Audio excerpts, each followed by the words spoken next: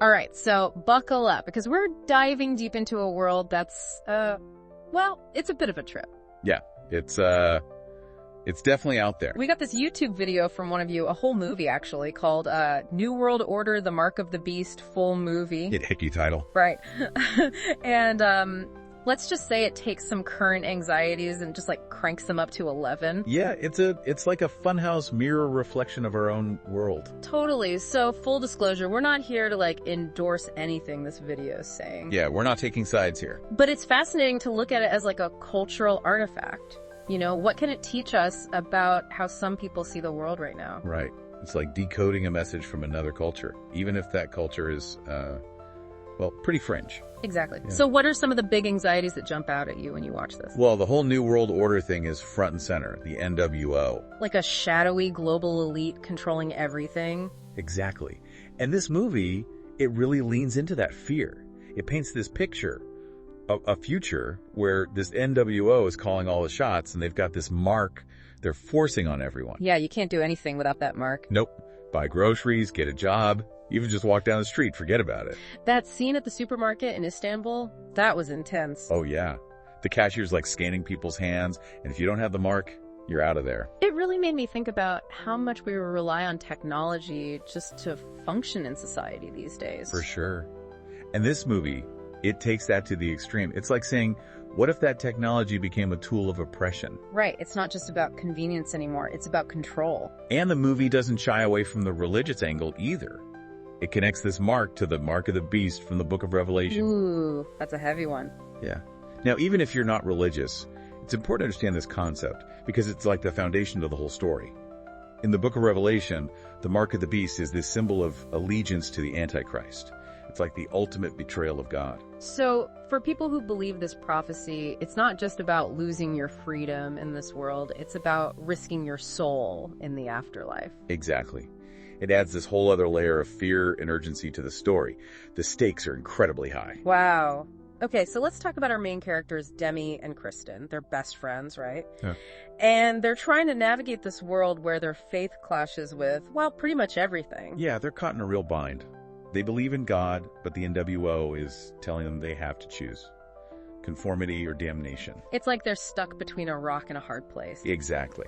And their friendship, that's really the heart of the story. You see them struggling with these questions of loyalty, of conformity, of what it means to stay true to yourself when the whole world's telling you to change. It's something a lot of people can relate to, even if they've never faced anything like this whole NWO scenario. Like, we all make choices every day that define who we are, right? Totally. Big choices, small choices, they all add up to something.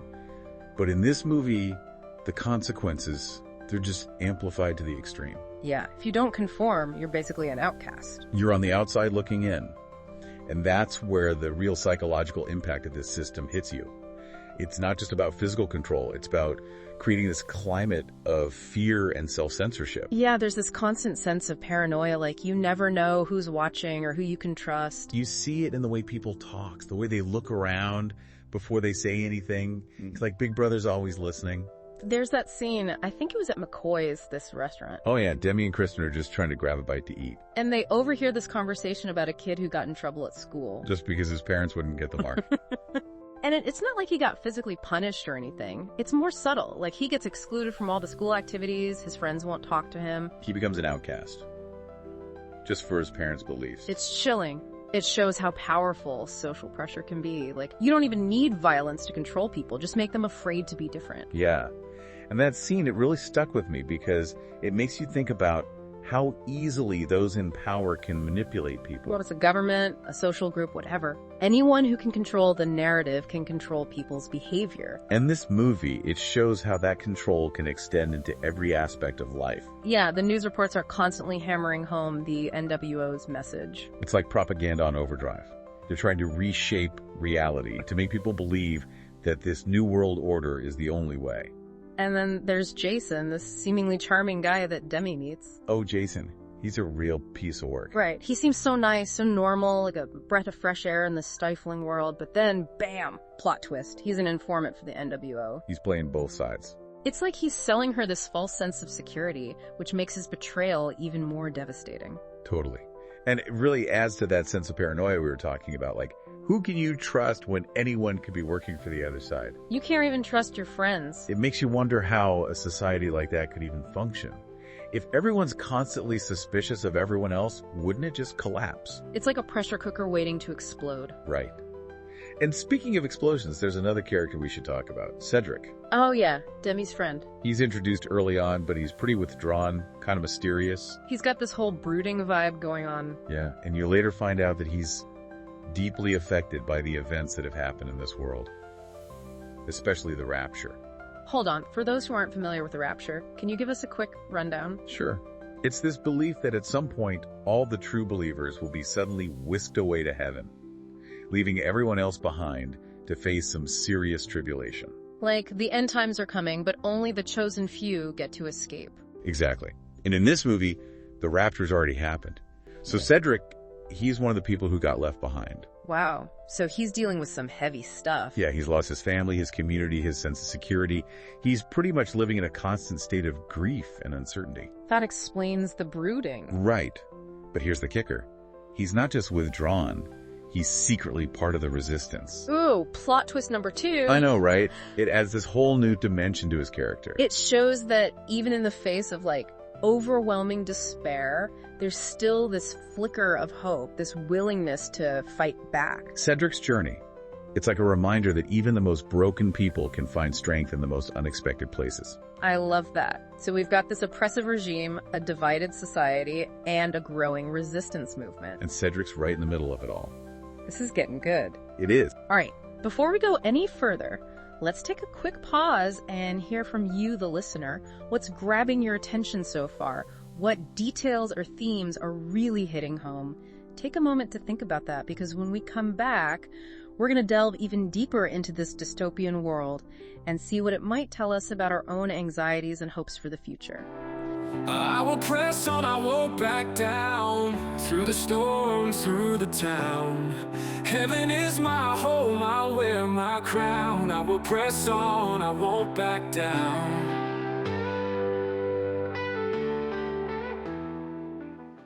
So welcome back to the deep dive. I'm really curious to hear what's been sticking with you so far. You know, as we dig into this video, it's Oh man, there's a lot to unpack here. It really is. It's like they took a bunch of our deepest fears about the future and just dialed them up to 11. Totally. Yeah, and it's making me think about all those little compromises we make every day, just to fit in, to make life easier. And then I start wondering, what happens when those compromises start chipping away at what we really believe in, That's a great point. It's like a slow erosion of freedom. We give up a little bit here, a little bit there, and before we know it, we've lost something precious. Exactly. So when we left off Demi and Kristen, they were escaping their homes heading north, following Cedric's instructions to meet up with the resistance. But Jason, that so-called friend, well, he turned out to be a real snake in the grass. Ugh, don't even get me started on Jason. That betrayal, it's like a punch to the gut. It makes you realize that in a world like this, you can't even trust the people closest to you. I felt so bad for Demi and Kristen. I mean, they're already dealing with this oppressive regime, and then to have someone they thought was a friend turn on them like that, it's just brutal. It really is. It creates this atmosphere of suspicion, where you're constantly looking over your shoulder, wondering who's going to stab you in the back next. And that scene at McCoy's, the restaurant, that really brought it home for me. They're just trying to grab a bite to eat, and they overhear this conversation about this kid who got in trouble at school. Oh yeah, just because his parents wouldn't get the mark. Right, and it's not even physical punishment. It's the social isolation that's just as bad, if not worse. Oh, absolutely. Yeah. It's like the NWO is saying, hey, we don't need to beat you into submission. We could just make you an outsider, cut you off from everyone and everything you care about. It's like a modern day witch hunt, Anyone who deviates from the norm becomes a target. And that fear, it can be paralyzing. It can prevent people from speaking out, from challenging the status quo, from even thinking for themselves. So how do you fight against something like that? It seems almost impossible. That's the million-dollar question, right? Yeah. And the resistance in this video, they're grappling with that very question. But one thing that really struck me is their courage, their willingness to risk everything for what they believe in. Yeah. When Demi and Kristen finally meet up with the resistance leader, he doesn't sugarcoat anything. He tells them straight up that they're probably going to die. It's a pretty sobering moment. It is. But even in the face of death, they don't give up. They're driven by this sense of purpose, this belief that they're fighting for something bigger than themselves. And that's where their faith comes in, right? They see this whole struggle as part of a larger cosmic battle between good and evil. Exactly. It's not just about politics for them. It's about something much deeper. So their faith gives them strength in the face of all this darkness. It does. And it's interesting because even if you don't share their specific beliefs, I think we can all relate to that need to find meaning in our lives, to connect to something bigger than ourselves. Totally. Whether it's religion or activism or art or whatever, it's that search for something that gives us a sense of purpose. Right.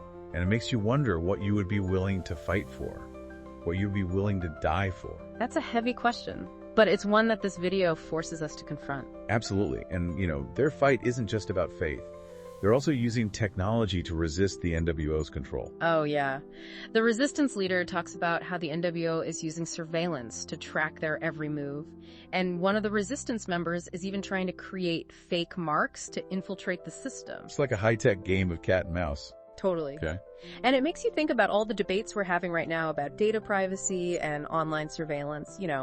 Are we giving up too much information about ourselves? Are we being manipulated by algorithms? Those are questions we all need to be asking ourselves. And this video, even though it's fiction, it can help us think more critically about those issues. It's a wake-up call. It is. Yeah. All right, so while the resistance is trying to figure out how to fight back, we also see Lord DeLuca and his spokesperson, basking in their power. They're holding rallies, giving speeches. Oh, yeah. Lots of pomp and circumstance. It's all very theatrical, very staged. It's classic propaganda. But playing on people's emotions, their need for security, their desire for a strong leader. Right.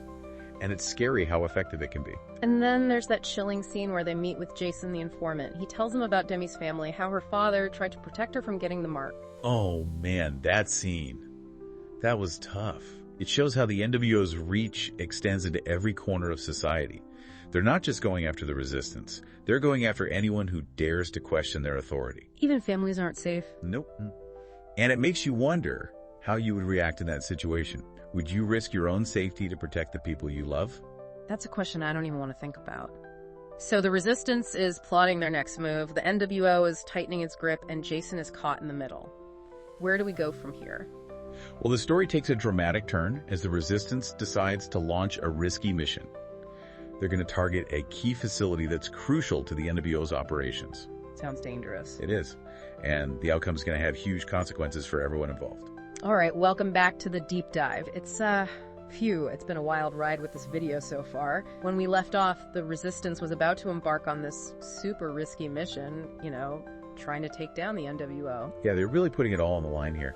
It makes you think about what drives people to resist, even when the odds are so stacked against them. So they're trying to infiltrate this high-security facility that seems to be like the nerve center of the NWO's whole operation. Right, and they managed to disable the security cameras for a bit, using some pretty clever tech skills, I gotta say. Yeah. But then, things go south pretty quickly. Yeah, the element of surprise is gone, and it basically turns into this all-out firefight. It's intense, This scene, it really hits you with the reality of what they're up against. It's not a game anymore. People are getting hurt. Lives are on the line. And there's this one moment, it just broke my heart. Cedric, Demi's friend, who turned out to be part of the resistance, he gets shot protecting Demi and Kristen. Ugh, that scene. It's a real gut punch. It shows the true cost of this fight, It's not just some abstract idea. People are making the ultimate sacrifice. It makes you think about all the sacrifices people have made throughout history, fighting for freedom, for justice. Exactly. And Cedric, he was already carrying so much pain from the rapture, losing his family and all, and now he's gone too. It's tragic. It really adds this whole other layer of sadness to the story, Even if they win, the scars of this fight are going to stay with them forever. It makes you wonder if any victory can truly erase the pain and suffering that came before it. And then there's Jason, the informant.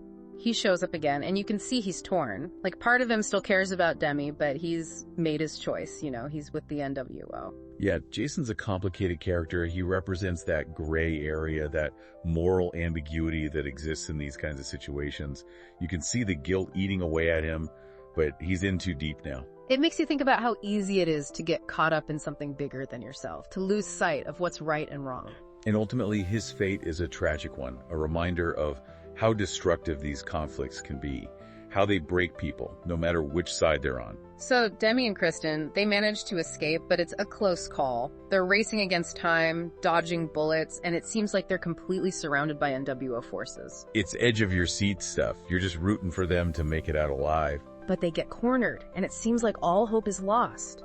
And that's when things get really interesting. They choose to embrace their faith, believing that death will reunite them with God and those who were raptured.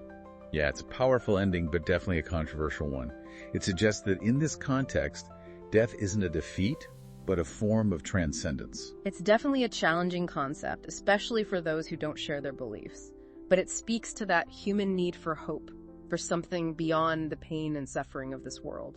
It shows the power of belief systems, how they can give people strength and purpose even in the darkest of times. So the video ends on this note of both tragedy and hope. The resistance might have failed in this particular mission, but their fight is presented as part of this larger cosmic battle, a battle that goes beyond the physical world. It's a powerful message, especially for those who feel like they're fighting an uphill battle against forces they can't control. And that's what's so fascinating about this whole video, you know? It's more than just a story. It's a reflection of our own fears and anxieties about the world. It taps into those anxieties about government overreach, technology being used for control, the loss of freedom.